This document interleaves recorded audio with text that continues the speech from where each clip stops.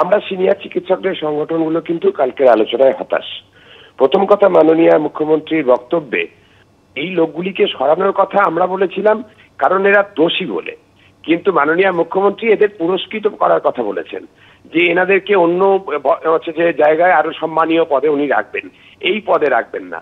তাহলে শাস্তির কি হলো? প্রথম কথা, হ্যাপি ফ্যামিলির হ্যাপি স্মাইল, কসমো বাজার, পুজো ইন স্টাইল। দ্বিতীয় কথা, এই পদে যদি আবার ওই সিন্ডিকেটের লোকজন আবার দুর্নীতিগ্রস্ত লোকজনকে নিয়ে আসে, তাহলে কিন্তু তার ফল হবে মারাত্মক। ফলে যে নতুন যাদের আনা হবে তারা যেন স্বচ্ছ ভাবমূর্তির সৎ মানুষ হন, সততার নিদর্শন তাদের যেন থাকে, এই সিন্ডিকেটের অংশ যেন তারা না হয়, এটা খেয়াল রাখতে হবে। এখনো ডাক্তার সুদীপ্ত রায়কে রেখে দেওয়া হয়েছে, তার সাকরেত থেকে রেখে দেওয়া হয়েছে গভর্নমেন্ট নমিনি হিসাবে। এইগুলো তো যে অসম্পূর্ণ থেকে গেল। ফলে কালকেই যেটা হলো, আংশিক জয় বলতেও আমরা প্রায় নারাজ। একটা যে আজকে কি বের করেন মাননীয় মুখ্যমন্ত্রী, মুখ্য সচিব, তারা কি অর্ডার বের করেন নবান্ন থেকে বিকেল বেলা দেখে তারপরেই আমরা আরো মন্তব্য করতে পারবো।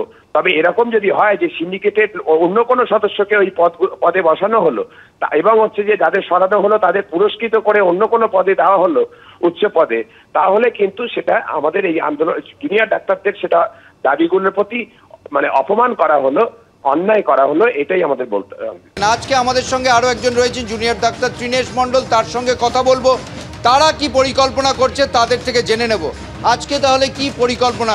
শুনানি আর কিছুক্ষণ পরেই, আপনাদের এখনো অবস্থান ওঠেনি, কি ভাবছেন আপনারা? দেখুন, আমাদের আন্দোলন আজকে মাটি কামড়ে পড়ে থাকার যে আন্দোলন, সেই আন্দোলন আজকে 38 দিনে পড়েছে এবং স্বাস্থ্য ভবনের সামনে যে অবস্থান সেটা আজকে আমাদের হলো 8 দিন। আমাদের এই আন্দোলন এত বড় আন্দোলন, সমস্ত মানুষ এই আন্দোলনে জড়ো হয়েছেন। এই আন্দোলনের চাপে পড়ে সরকার পিছু হটতে বাধ্য হয়েছে। সরকার বাধ্য হয়েছে ডিএমই, ডিএইচএস, স্বাস্থ্য ভবনের ডিএমই এবং ডিএইচএসকে পদত্যাগ করাতে, তাদের পদ থেকে সরাতে, এবং ডিসি নর্থ এবং কলকাতা পুলিশের সিপি বিনীত গোয়েলকে সরাতে বাধ্য হয়েছে। এটা একটা আন্দোলনের বড় জয় হিসেবে আমরা দেখছি। এবং আজকে আপনারা কি পরিকল্পনা করছেন? শুনানি কিছুক্ষণ পর, শুনানি দেখে আপনারা বৈঠকের সিদ্ধান্ত নেবেন না অবস্থান চালিয়ে যাবেন?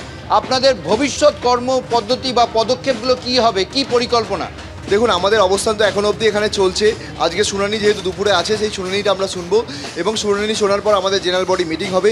সেই জেনারেল বডি মিটিং ঠিক করবে অবস্থান এখানে যেমন চলছিল চলবে, নাকি আমাদের কলেজে যেমন ধর্ণা মঞ্চে অবস্থান চলছিল চলবে। কারণ আমাদের এখনও অবধি প্রথম যে দাবি এবং মেন দাবি, জাস্টিস আমরা পাইনি। ফলে আমাদের আন্দোলন চলবে, অবস্থান চলবে কিনা, কর্মবিরতি চলবে কিনা, এই দুটো প্রশ্ন অবশ্যই আমাদের আজকে জেনারেল বডি যে মিটিং হবে সেই মিটিং ঠিক করবে। সমস্ত কলেজের প্রতিনিধিদের মিলে তারা বসে ঠিক করবেন। দেখতেই পাচ্ছ, আন্দোলন চলবে। তারা যে 5 দফা দাবি, যে যার জন্যে পথে নেমেছিলেন, সেই 5 দফা দাবির কিছু দাবি আদায় হয়েছে।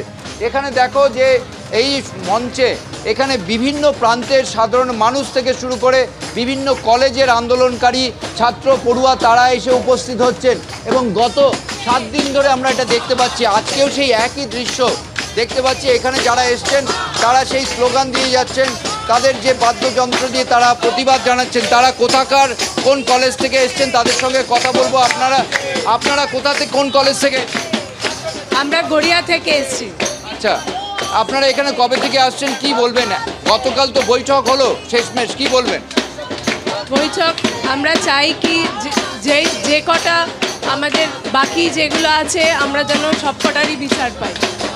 গতকাল জুনিয়র ডাক্তাররা বারবার ধন্যবাদ জানিয়েছিলেন সাধারণ নাগরিকদের এবং জনসমাজকে, সাধারণ জনগণ যারা তাদের সমর্থনে এসছেন, তেমনই এনারাও এখানে এসছেন। প্রবীণ থেকে নবীন সকলে এসছেন। প্রবীণ বেশ কিছু নাগরিক এসছেন এখানে, তাদের সঙ্গে কথা বলবো।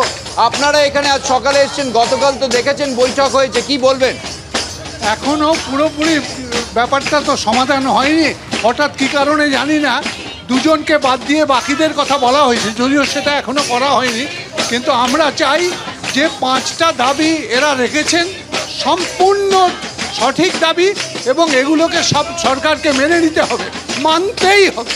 সাধারণ মানুষ সমর্থন করছে, এই কৃতজ্ঞতা বারবার জুনিয়র ডাক্তাররা জানিয়েছেন এবং সেই কৃতজ্ঞতা জ্ঞাপনের পাশাপাশি তারা এটাও বলেছেন আজকে সুপ্রিম কোর্টের শুনানি হওয়ার পর তারা জেনারেল বডি বৈঠক করে আগামীতে কি করবেন তারা, অর্থাৎ কর্মবিরতি চালিয়ে যাবেন না আন্দোলন প্রত্যাহার করবেন, সব বিষয়ে তারা আজ বিকেলবেলা সিদ্ধান্ত নেবেন। ধন্যবাদ ছিলাম।